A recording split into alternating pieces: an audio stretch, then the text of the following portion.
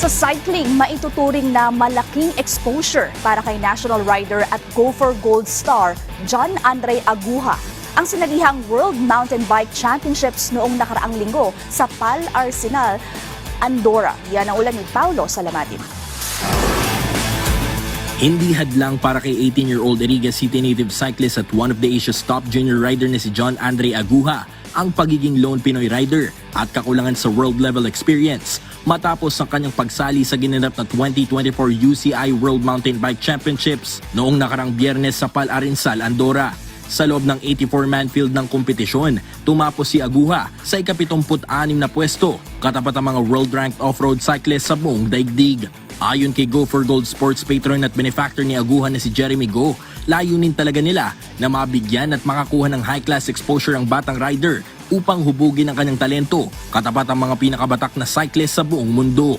Sa panayam ng PTV Sports, ibinahagi naman ni Aguja ang mga natutunan sa kanyang kauna-unahang beses na pagpadyak sa world stage upang bumawi pa sa mga susunod na kompetisyon. Para sa akin po, malaki po yung tulong po yun na makapaglaro po sa mga talagang event ko para po malaman po kung ano po yung malaman po talaga kung ano po talaga yung mga kailangan po na ipag-i-improve po.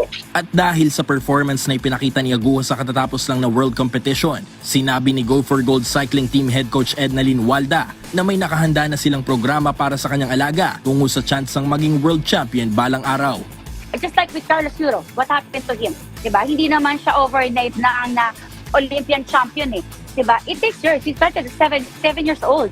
That's what we wanted to happen. Diba? That's what we wanted to encourage everyone na wag lang tayong magsuporta dahil may medalya. Sumuporta tayo dahil alam natin na may talento at may galing ang mga Pilipino. Sa ngayon, target ng Go for Gold Cycling Team na magpadala pa ng mas maraming siklista sa mga ganitong klaseng world competition upang matulungang mapataas ang kanilang mga ranking points at makapag-qualify sa pagsapit ng 2028 Los Angeles Olympics. Paulo Salamatin para sa Pambansang TV sa Bagong Pilipinas.